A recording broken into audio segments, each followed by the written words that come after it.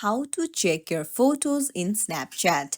Hey everyone, welcome back to the channel. If you are new here, don't forget to hit the subscribe button and turn on the notification bell to not miss any updates. So Snapchat is an app where you can store a lot of your photos and videos. So today I'm going to show you how to check your photos in Snapchat. Let's dive right in. Open up the Snapchat app. And then when you open the app, it defaults to the camera view. And then look at the bottom left corner where you'll see two little cards. Tap on that. It is return memories. Just tap on it. And then all your photos and videos can be seen that is saved on your Snapchat.